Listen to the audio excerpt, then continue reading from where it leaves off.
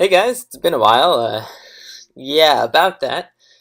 So basically, I'd had a lot of more things to deal with, and I'd been playing more computer games as opposed to playing on Xbox, and my connection at school wasn't even that great when playing on Xbox. So what was happening was I could hear everybody else perfectly in a party, but they couldn't hear me. I was just completely choppy, and it just wasn't going to be a good situation.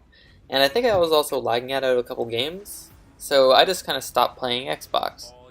Now, unfortunately, since I had stopped playing Xbox for so long, when I finally got home and I tried to turn my Xbox on, I had the red rings, so I don't have an Xbox right now to play. But I do have time on my hands, and I do have a bunch of games that I can be uploading, so I'll try to actually be doing daily uploads over the break. But I have a lot of videos, so some of them are going to be pretty old. As you can see, this game in particular is from over the summer. This was a game I had played versing, well, at the time, his account name was Cuckold, but Xbox Live says that that is inappropriate, which I agree. And so they switched his name to Quick Full, and that's what. So I like to call him Quick Full now, just because I think it's really funny. However, he's since changed his name to match his other account, Barcelona. So I guess you guys probably mostly know him by that. But anyways, now this is a 1v1 on release. I am Arbiter, he is Anders. It's actually a pretty even matchup, despite me feeling like Arbiter's generally favored, especially on this map. I feel like when it comes to playing Arbiter in 1v1, Arbiter is really good versus UNSC.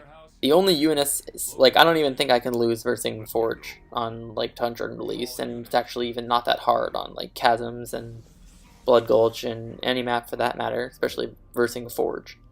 However, versing Cutter on Perth is kind of like, well, not gonna work, because that one's a really big leader screw.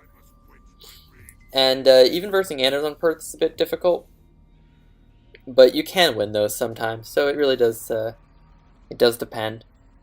And with versing an Anders, the main thing is that you gotta not eat a cryo bomb. That's the only reason that Anders has a chance versus Arbiter. Now, when you have Cutter, the thing is with like Cutter and Forge, like they get their Goss. So what if they get Goss? It's like even then for them it's a bit tougher to get Goss. But if they get Goss, they still can't really kill all your Banshees because they don't have a cryo bomb. Sure, Cutter has a Mac that might kill like 3. I mean, each Mac blast would kill 3 Banshees because that's how much damage it does. But they gotta hit it. They gotta hit your Banshees. Your Banshees can boost. They're not even standing still. Cryo Bomb's much more sneaky in the first place, but the main thing is that the Cryo Bomb keeps them in place so that you can kill them. Which is generally what would happen, is that the Cryo Bomb acts like a second D-Bomb. It doesn't quite last as long. So the thing about when you cryo an Arbiter, if they have well, if they're low health or whatever, if they have too much health, they could just easily recall. You can actually recall out of a cryo bomb really quickly, much faster than you'll be able to actually move out of a cryo, much faster than you'll be able to start moving again.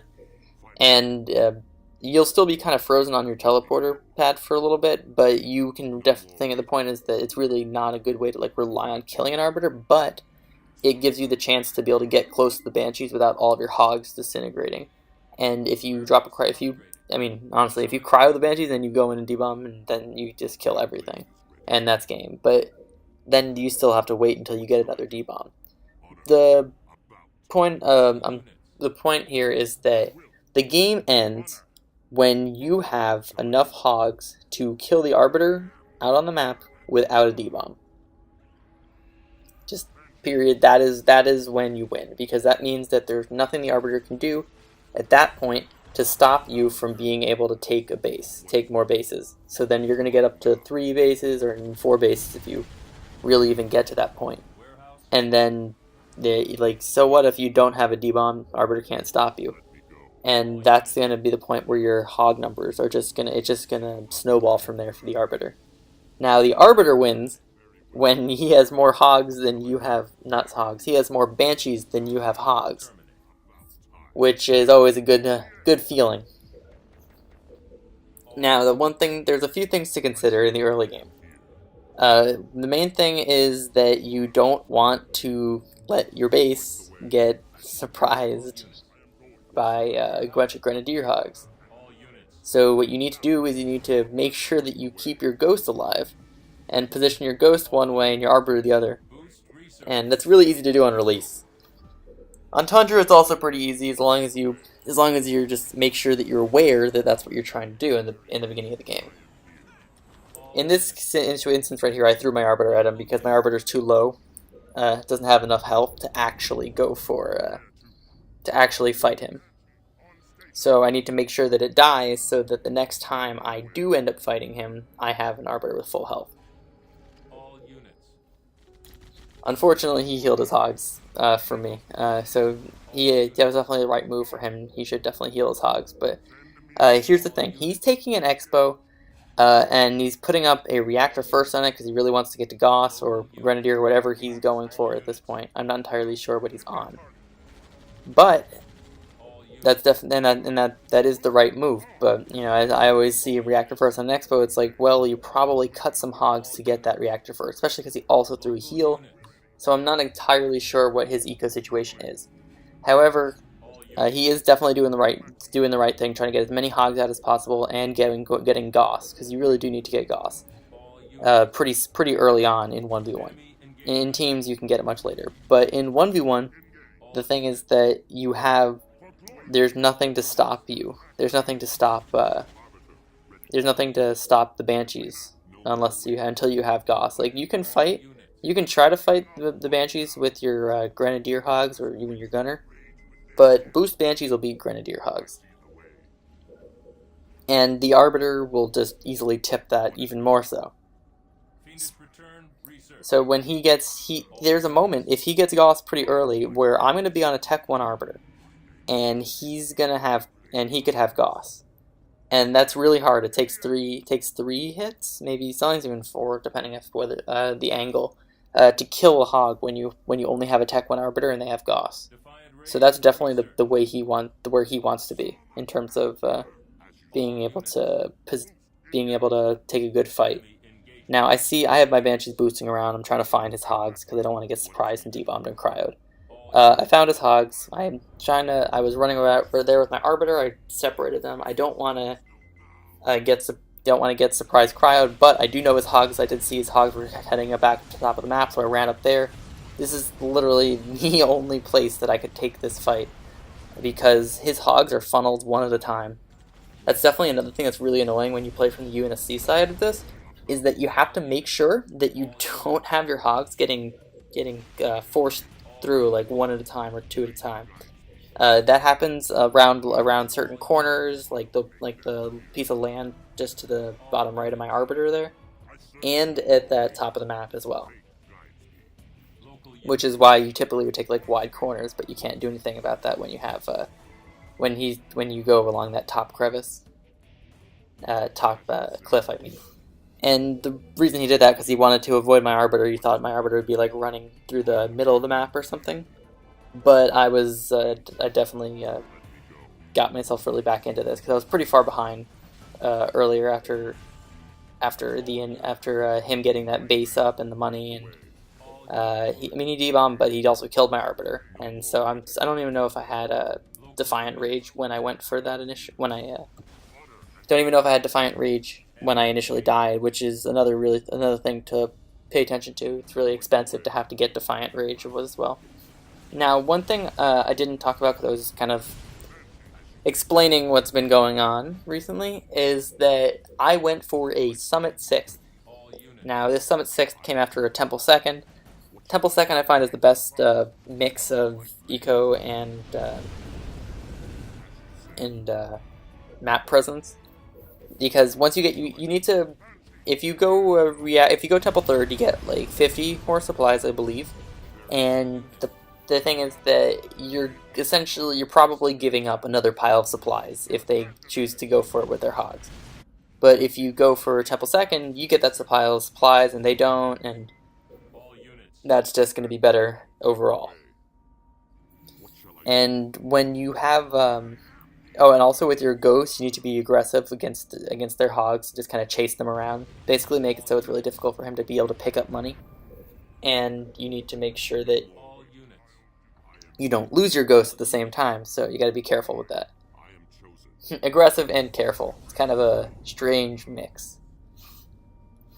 But your ghost is definitely very important. It could be the difference between winning and losing a game based on being able to tell you where units are or what bases are cleared so that you have positioning. And just kind of you want to upgrade all your pads instantly, and then you go for the you go for the summit 6th instead of the summit 7th because you want to get those 2 extra banshees because banshees take 20 seconds to build and a summit takes 45 seconds to build. So by getting the summit 6th, theoretically it's slightly less money than going for the summit 7th, but you get the 2 extra banshees, and when your goal in this game is to literally just have more banshees than he has hogs, the 2 extra banshees helps because it can also helps prevent stupid D-bomb pushes in the early game because you'll have banshees to deal with it. And you also want to be able to deny their base, especially like if you trade your Arbiter for their hogs, like say they D-bomb and you have this fight, and then say they have like two or three like red bar hogs left, but they kill your Arbiter, but so they're trying to get this base, but you can deny the base still because with your hogs, with your banshees. Even though your Arbiter's dead, because you'll have like 4 banshees instead of 2. Or 5 instead of 3, which is definitely just enough to be able to successfully deny the base. Now, I was going to be denying pads on this base over there, but he's trying to target my temple, and I definitely easily have enough banshees to be able to stop him from doing that. Especially because he's got 3 red bar hogs, well, 2 red bars, and now a dead hog. So I have more banshees than he has hogs. My banshees, I believe, are repeating cannon. I'm pretty sure they are repeating cannon. I don't think I would be doing this without repeating cannon. And especially because when you get Tech 2, the first upgrade you pay for is repeating cannon. You don't go vicious, you don't go spiteful, you go for your banshee upgrades. Because your banshees are more important. Your Arbiter upgrade, it's pretty marginal. It's nice to have, but it's not going to be the thing that makes you win the game because he's probably just going to D-bomb anyway. And as you see, especially when he's against my base here, his hogs initially target the base, and so the banshees get nice, easy shots. And he's really trying to kill the temple, but he really needs to be trying to fight the banshees or just running away. And my Arbiter's already back out, so he panicked at that point and just felt like that's what he had to get that. It was still not over. The game was pretty far. I felt like the game was pretty far. He had a pretty big lead until I managed to catch his hogs at the top of the map. But then he also came back and cryoed my banshees. Now that cryo bomb, when he had cryoed my banshees after I had caught his hogs, it looked like five or six banshees died, and that means that was a medium cryo. Basically, a small cryo will drop 3 banshees, and a medium cryo should drop 6. And I think a large one, 9, and then 12. I think that's how it goes. I don't actually ever get games where I have a large or super cryo. I just know that they do good stuff when you drop them. I haven't actually gone into a game and counted it. Maybe I should. Probably not. But now I just need to build turrets to be able to defend at home because I don't really have that many banshees, and use my Arbiter to be just a nuisance to deny him from taking bases while my banshees do actual damage. I just need to keep my Arbiter wherever his hogs are is really what I'm trying to get at.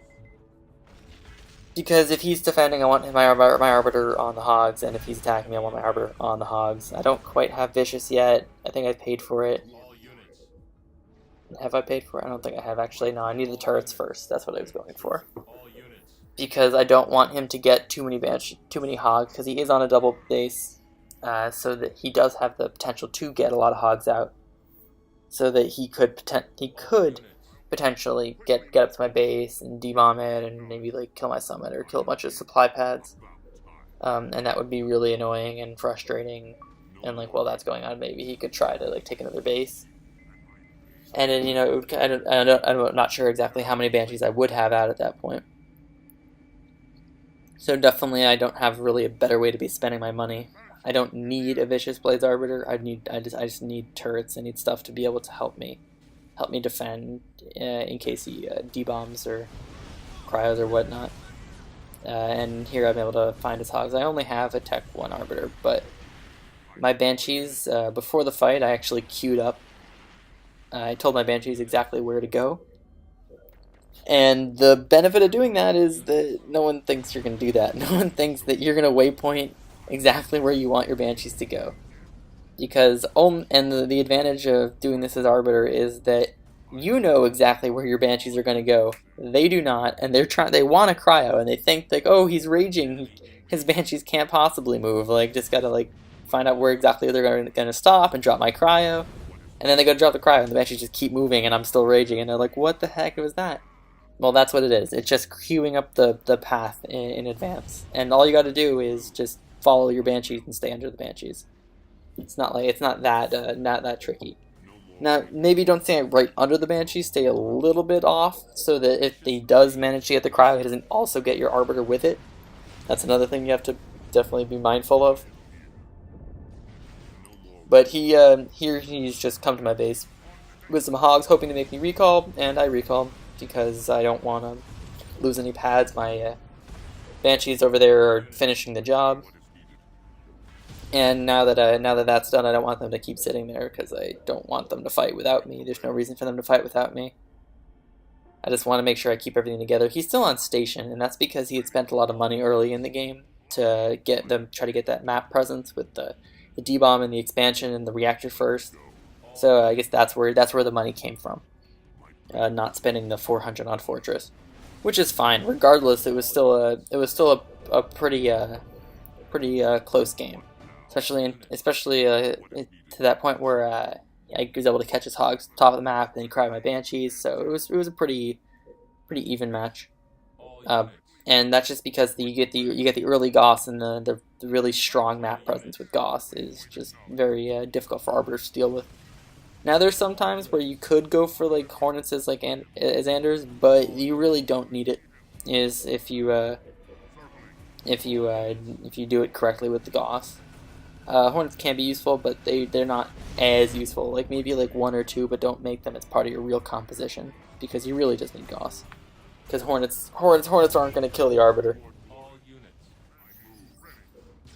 Now, say if I were to have gone Wraiths, then he should be going for Hornets, but I didn't go Wraiths, I go Banshees. You should always go Banshees, in my opinion. I feel like when especially like when I'm playing this, when people go Wraiths, I think it's just easy, because I can just go build Hornets and ruin them with Anders. Now, when they're playing as when they're playing as Arbiter, it gets a little bit like trickier to deal with. Still, it's annoying to deal with, but it's not that big a deal. It's all about playing smart and not throwing away your units at something that they can't possibly kill. All right, guys. Well, just expect more from me soon, and I'll see you guys later. Hopefully, I can figure out the Xbox situation.